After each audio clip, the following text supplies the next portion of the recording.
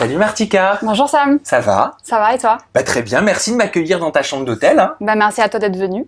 Pour le coup, je suis dans ton intimité. Exactement. Voilà. Vous voyez, il y a tout, hein. Il y a les ombres, il y a tout, c'est Ma très petite tamisé. chambre pour me reposer. Pour te reposer, pour avoir un teint et une mine parfaite avant de pouvoir aller défiler. Parce que nous sommes ici, donc présents aux Nuits de la mode. Exact. Et tu vas représenter un créateur, tu vas défiler. Donc, quel créateur vas-tu représenter ce soir? Je vais défiler pour la marque Haute en Couture de Tariq Ediz. C'est un créateur turc. Donc voilà, je suis très honorée d'être là pour pouvoir représenter ce créateur. C'est quelque chose de... Ils font des robes très glamour, je pense que ça me représente beaucoup. Donc je suis très contente d'être là. Comment est-ce que tu qualifierais le style des vêtements de ce créateur? Le style de ce créateur est justement glamour, comme moi. Pour moi, ça me représente, donc je pense que ça va bien me représenter. Tu pourrais pas tout porter, hein? Pardon? Tu pourrais pas tout porter, t'es obligé de sélectionner quand même un petit peu. Après, moi, je veux dire, la classe, tu l'as ou tu l'as pas. Même si on met un sac poubelle dessus, je vais le porter. Et est-ce que une fille peut avoir plus de classe qu'une autre avec un sac poubelle? Ah tiens, je te pose une colle. C'est fort possible. Si la fille a de la classe, de toute façon, tu mets un sac poubelle à une fille et à une autre. Si l'autre, elle a pas de classe, forcément, ça ne va pas y aller, tu vois. Oui, c'est certain. Voilà. Donc, faudrait essayer. Oui, je te propose que la prochaine fois, Un nouveau concept. On essaie, exactement, c'est un nouveau concept. Donc Martika, toi, on t'a découvert, c'était il y a quelques années, c'était sur Énergie 12, et c'était dans la Villa des Cœurs Brisés. Non, c'était l'Île des Vérités. Exactement. Mais les titres se ressemblent un petit peu. C'est vrai. Même moi, je me confonds des fois. Tu vois, donc c'était l'Île des Vérités, c'était la saison 1. Une. Ouais. Ouais, tu te rends compte, t'as fait la première saison de l'Île des Vérités. Grave, ça date. Avant Beverly, avant Aurélie d'Autremont, c'est ça. Exactement. Et j'ai changé depuis, non? T'as beaucoup changé. J'ai l'impression que t'étais un peu plus dans l'attaque, un peu plus... j'aime pas le mot, hein, mais un peu plus peste. Peste? Peut-être. C'est comme on me définit souvent, même dans le bachelor, j'ai été peste. C'est vrai, il y avait ce côté-là. En fait, je crée toujours les conflits, mais au final, j'ai rien fait, tu vois. Ça, c'est Martika, c'est le personnage que... Enfin, souvent, après, moi, on me définit comme une fille exubérante et tout, mais je suis très gentille. Au final, moi, j'aime pas les conflits, la violence, tout ça. Je suis pas... Et t'es même assez discrète, pour le coup. C'est vrai, ouais. Parce que j'ai l'impression, tu vas me dire si je me trompe, mais t'as pas essayé de créer des buzz comme beaucoup font dans le milieu de la télé-réalité. Ça m'intéresse pas. Quand tu ne fais pas de programme de télé-réalité, t'essaies pas d'exister plus que ça. Non. Tu te montres quand t'as quelque chose à montrer. Exactement, quand j'ai quelque chose à montrer. Là, je suis aux Nuits de la mode et je suis là pour me montrer, pour défiler. Voilà. Donc ça fait partie de ta personnalité. Oui, c'est vrai. J'aime bien... Je suis dans mon petit monde à moi, en fait. J'ai pas besoin de fréquenter les gens de télé. Je suis très... j'aime pas qu'on sache trop ma vie. Je suis réservée. Tu vis où? À Monaco. Monaco, c'est ça? Ouais. Ah oui, donc t'es dans ta bulle. Exactement. Tu vis pas au rythme de la télé-réalité, des candidats des boîtes de nuit. Ça m'intéresse pas trop. Qu'est-ce que tu penses de ce milieu-là? Quel regard est-ce que tu portes sur le milieu de la télé-réalité? Alors, c'est un milieu... Moi, je fais de la télé-réalité, mais je ne me considère pas comme quelqu'un qui fait de la télé-réalité. Moi, je le fais plus par passion et pas par expérience, parce que j'aime faire ça. Après, les gens de ce milieu ne sont pas forcément tous mes amis. Il y a des gens que j'apprécie, d'autres moins. Donc, voilà, je ne vis pas de ça, en fait. Et t'es abonné au programme de romance, un petit peu? C'est vrai, toutes les émissions que j'ai faites sont des émissions de romance, entre Sauf guillemets. l'Île des Vérités. Sauf l'Île des Vérités, qui était ma première, donc qui m'a été vendue plus comme émission caritative. Mais bon, ouais. À la base, hein, je me suis faite un peu avoir. Après, tu regrettes? Non, je regrette absolument pas. La romance, c'est ce qui me va le mieux, je pense. T'es une romantique? Je suis très romantique et les émissions, les productions m'appellent pour ça, en fait. Parce qu'ils savent que je suis romantique et que je donne quelque chose à l'écran quand même. J'ai toujours des petites histoires, quoi. Parce qu'il y a eu donc, en programme de romance, il y avait eu donc La Villa des Cœurs Brisés saison 1, mais juste avant le Bachelor. Le Bachelor, ouais. Avec Paul, voilà, ouais. J'allais dire Gianmarco, mais c'était le dernier en date, celui-là. Exact. Avec Paul, t'as des nouvelles un petit peu de Paul? Je me souviens, alors, voilà, tu m'avais fait beaucoup rire. Je suis désolé, je devrais pas dire ça, parce que tu étais en train de pleurer. Et on ne doit pas rire des personnes qui pleurent. Mais je suis sûr que même toi, avec du recul, si tu revois la séquence, ça doit te faire marrer un petit peu. Ça me replonge dedans, dans le sens que, tu sais, c'était la fin du tournage, j'étais stressée, c'était beaucoup de choses à la fois, c'est pour ça que j'ai pleuré. On était coupés du monde, hein, donc dans une émission, les sentiments sont fois 1000, donc c'était pas évident, C'était pas évident le Bachelor? Non. Tourner? C'était quand même plusieurs filles pour un homme, c'était pas facile, quoi. C'était pas facile, moi j'étais la dernière à passer sur les 3 finalistes. Donc voilà, moi je voulais pas, je n'étais pas comme les autres, je voulais pas. Voilà, moi je savais que par exemple il avait couché avec les deux avant moi, donc pour moi c'était pas, j'avais pas envie de. C'était pas concevable de passer après. Pour moi c'était pas concevable de coucher avec et justement le jour d'après il m'a éliminée. Donc c'est pour ça que tu réagis comme ça, tu l'as pris vraiment comme en gros, tu t'es pas donné à moi. Donc, quand je lui ai dit je me suis donné à toi, c'était au niveau des sentiments, c'était plus. C'était pas sexuel. Plus par là, ouais, voilà. D'accord, mais lui aurait aimé sans doute que tu ailles plus loin. Bien sûr, bien sûr. Ils doivent se faire plaisir les bachelors quand même. Hein. Je pense, ouais, c'est pour ça que je trouve ça un peu malsain. C'était pas dans mon esprit de, voilà, s'il y avait quelque chose à se faire, ça se serait fait en dehors et pas sur le tournage. Et dans la Villa des Cœurs Brisés, alors là, c'est tout autre chose, dans le sens où toi, l'année dernière, c'était toi qui avais des prétendants qui venaient à toi et tu pouvais faire ton choix. Et cette année, tu reviens encore. Alors comment ça se fait quand on est mignonne comme toi, quand on a ton train de vie pourquoi est-ce que tu galères à trouver l'amour, quoi? Je comprends pas. Bah, moi, je me suis dit, pourquoi pas trouver l'amour à la télé, parce que j'y crois, en fait. Fin de compte, je crois que je suis trop naïve. J'aime le concept. Je me dis, pourquoi pas? Pourquoi pas? Donc, je trouve ça drôle d'avoir des prétendants, de jouer la séduction. Ça me représente bien, quoi. Le travail de fond, c'était important pour toi, avec la coach Lucie Mariotti? J'ai appris beaucoup de choses sur moi avec Lucie.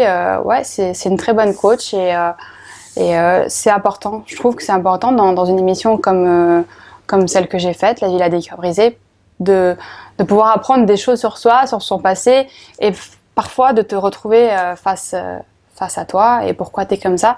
Elle t'aide en fait à te découvrir. Mais parler d'amour, ça doit pas être évident. À la télé, devant des centaines de milliers de personnes. Enfin, moi, j'essaie, tu vois, de me mettre à ta place. Je sais pas si je pourrais me livrer sur mon passé, mes déceptions, mes craintes, mes peurs. C'est pas évident, mais au final, sur tournage, c'est comme toi et moi, on est en train de se parler, on est filmé, mais c'est vrai. Tu vois, il n'y a pas de public. C'est après que tu sais que oui, ça passera à la télé, mais au final, tu te livres comme moi, je suis en train de faire avec toi actuellement, donc c'est la vie, quoi. Mais alors, pourquoi tu galères à trouver l'amour? Raconte-moi tout. Pourquoi je galère? Je me prends pour Karine Le Marchand. Je pense que je galère à trouver l'amour parce que je suis très exigeante. J'ai eu beaucoup de blessures dans mon passé qui ont fait que voilà, que ça m'a endurcie. Je suis quelqu'un de très cérébral. Je regarde pas forcément le physique, mais plus par l'entente, le feeling, c'est très important pour moi. Donc, mentalement, je suis un peu à l'ancienne, moi. Je veux un homme qui soit gentleman, qui soit là pour moi, qui soit un peu comme un papa, parce que j'ai grandi sans papa. Donc, c'est difficile de trouver tout ça dans un seul garçon. Et ouais, c'est pas évident. Tu penses que tu recherches l'attention dont tu as peut-être manqué étant plus jeune, c'est ça? Certes, je recherche l'attention dont j'ai manqué.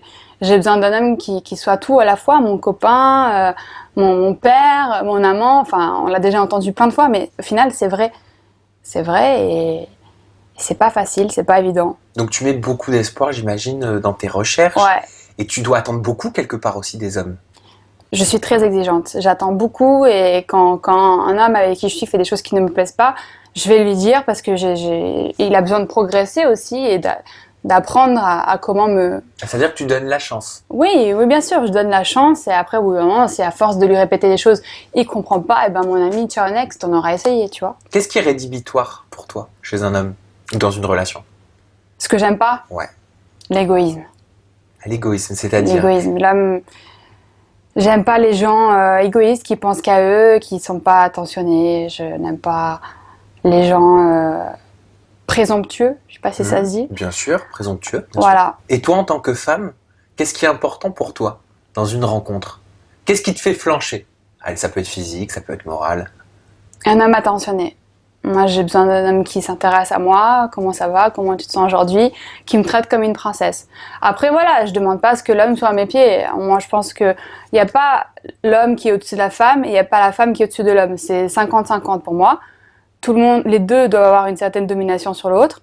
Mais après, voilà, moi, je ne veux pas être une esclave d'un homme et l'homme ne sera pas mon esclave. Chacun doit faire son rôle. Quand on est médiatisé, comme tu l'es au niveau des programmes de divertissement, est-ce que c'est pas plus compliqué au final pour rencontrer l'amour? Comment est-ce que tu juges de la sincérité d'un homme? C'est sûr, c'est pas évident de trouver un homme quand tu fais de la télé parce que voilà, il y en a, ils se disent ah bah tiens, je vais sortir avec Martika, elle a fait de la télé, peut-être que je vais pouvoir m'afficher avec elle et faire des émissions avec elle. Ou alors ah c'est Martika, elle habite à Monaco, tu sais, on sait jamais et on peut jamais savoir au final. Faut juste essayer. La solution, est-ce que ce serait pas de te mettre avec quelqu'un qui fait la même chose que toi? Au final, moi ça m'est jamais arrivé d'être avec quelqu'un qui fait la même chose que moi, mais crois-moi, c'est pas facile. C'est pas facile d'être tous les deux médiatisés parce qu'il y a quand même une pression. C'est pas facile. Pour ce que je suis en train de vivre, moi, pour le coup, c'est pas facile. Comment est-ce que tu t'entends avec Julien Guirado? Parce qu'on voit des photos quand même très sexy qui apparaissent sur les réseaux sociaux. Là, dernièrement, je crois que j'ai vu un shooting un petit peu nu sur Instagram. C'est ça. Avec une jolie petite légende. Alors, je vais simplement la retrouver. La femme qui attrape le regard d'un homme gagne un portefeuille. La femme qui capture son cœur gagne son monde. Exactement. C'est comme ça que je définis l'amour. Avec Julien, ça se passe très bien. On s'entend vraiment bien. On reste quand même assez discret, tu vois. On est un peu dans notre monde à nous. On n'a pas forcément envie de s'afficher. On est réservé. On préserve un peu notre relation pour le moment. Et c'est très bien comme ça. Pourquoi il a peur de faire peut-être les mêmes erreurs qu'il a faites dans le passé avec Vanessa Lawrence, par exemple? Bah, tout simplement, je pense que c'est le début. Hein. Ça fait 4 mois qu'on est ensemble. Donc, pour le moment, c'est pas évident de gérer, en fait, un couple, je trouve. Donc, il n'a pas un caractère forcément facile. Moi non plus. Il est très jaloux, Julien. On te passe le bonjour. Il est très jaloux, il est très possessif. Moi aussi, c'est assez explosif quand même. On peut être vite des câbles pour rien. Après, ça passe très vite aussi, tu vois. Mais je l'adore. Il compte beaucoup, je tiens beaucoup à lui et ça se passe bien pour le moment, je suis contente. Et en plus, avec Julien, vous vous êtes pas rencontrés du tout dans le cadre, enfin, vous vous êtes pas mis ensemble dans le cadre d'un programme. Vous êtes mis ensemble dans la vraie vie. On s'est mis ensemble dans la vraie vie, donc ça change. Donc on spoil pas. Ça change du concept, voilà. Il y a pas d'histoire de buzz, il y a pas de voilà. Ça a été vraiment un petit coup de cœur. À la base, c'était pas vraiment. Je pensais pas que ça allait aussi loin entre guillemets. Et au final, ça se passe plutôt bien et pour le moment, je suis contente. Est-ce que tu l'as regardé quand il est passé dans le débrief? Bien sûr, je l'ai regardé. Je l'ai jamais vu à la télé, Julien, mais je l'ai vu dans le débrief. Est-ce que tu lui as fait une crise quand il est rentré? Je sais que tu sais à quoi je fais référence. Non. L'amour n'est pas un grand mot, c'est bien un grand mot. Exactement. Tu vois, c'est là. L'amour, c'est bien. C'est un bien grand mot, mais ouais, on est bien, c'est le début, il faut voir. Non, mais ça faisait 1 mois et demi, on était ensemble, et puis il a très bien réagi parce que j'aurais répondu exactement la même chose. Mais t'as retenu quand même. J'ai retenu parce que voilà, ça peut être interprété de différentes manières, mais non, je le comprends, bien sûr, moi j'aurais dit exactement la même chose. C'était tout frais, tu vois, donc... Comment vous faites pour vous voir? Parce que toi, t'es à Monaco, lui, il est à Marseille? À Toulouse. À Toulouse, pardon. Ouais. On se voit très régulièrement, plusieurs jours d'affilée. Peut-être on se voit pas 5 jours, 1 semaine, mais on se voit à peu près toutes les semaines. Donc ça va, on laisse quand même un petit temps des fois. C'est bien de pas être tout le temps ensemble aussi, tu vois. Après, la distance, c'est difficile parce qu'il faut quand même se faire confiance. Hein. Moi, j'ai du mal à faire confiance parce que bon, on m'a beaucoup déçue. Mais on se voit régulièrement et c'est important aussi. Ça, c'est horrible.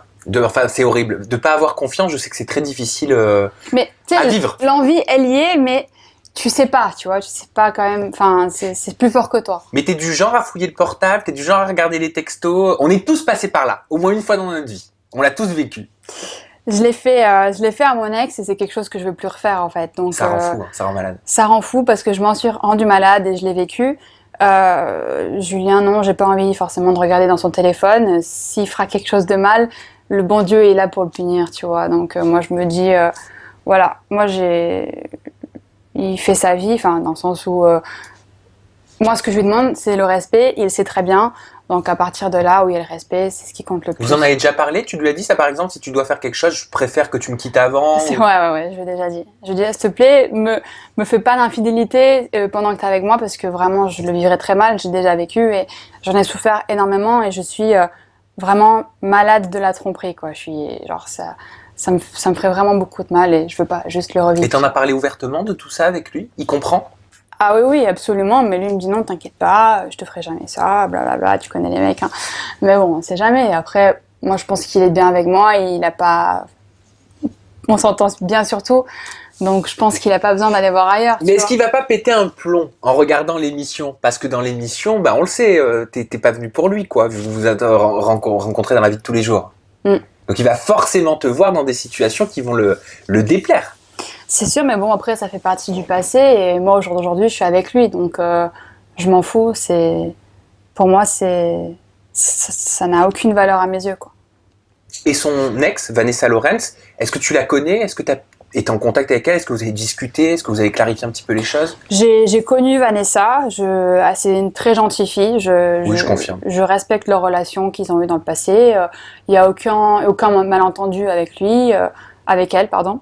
Donc non, moi voilà, c'est une très gentille fille. Après bon, s'ils se sont quittés, c'est pour leurs raisons personnelles. Et je n'en suis pas la cause, du moins. Donc c'est rassurant, mais... Vous êtes amis ou vous n'avez pas de contact? Avec Vanessa? Avec Vanessa. On n'a pas forcément de contact, mais bon, je pense que si on serait mené à se voir, il y aurait pas forcément de tension, quoi. Enfin, je veux dire, c'est du passé. Qu'est-ce que je peux te souhaiter pour la suite? D'être T'as envie de quoi? D'être heureuse. Ouais, mais c'est déjà une belle envie. Non, d'avoir une belle carrière, des beaux projets et d'être heureuse. Après la villa, t'as déjà des projets professionnels? Après, là, j'ai pas mal de projets en tête. Là, j'aimerais faire un espèce d'espace beauté avec une amie à moi, des espèces de relooking, tu vois, des tirages au sort, de concours, que je vais justement faire tout ça en vidéo. Donc, je suis en train de travailler dessus. Et voilà. Et tu es présent pour défiler, donc pour les nuits de la mode. Tu vas nous rappeler le nom du créateur. Parce que tu fais très bien, alors je te laisse le faire. Je vais défiler donc pour les nuits de la mode, pour la marque Haute en Couture de Tariq Ediz, créateur turc. Donc voilà, je suis ravie d'être là et on verra ce que ça va donner sur le podium. Bon, mais moi, je vais te laisser te finir de te préparer parce qu'il y a toute la mise en beauté du visage, des cheveux qui a été faite. Mais j'imagine. C'est fait. Voilà, maintenant, faut enfiler la robe. Voilà, faut enfiler la robe. Et la robe blanche, hein, la robe blanche. De mariée. Voilà, serait-ce un signe. Voilà. Je vais pas te suivre pour ça, mais on en tout cas, je vais assister au défilé. J'ai hâte de te voir. Donc, pour défiler, donc, aux nuits de la mode. Merci de nous avoir regardés. Merci Martika. Merci et puis, Sam. J'espère te recevoir prochainement Avec sur En plaisir. toute intimité. Merci encore une fois de m'avoir accueilli. Merci à toi. Bye bye. Ciao à tous.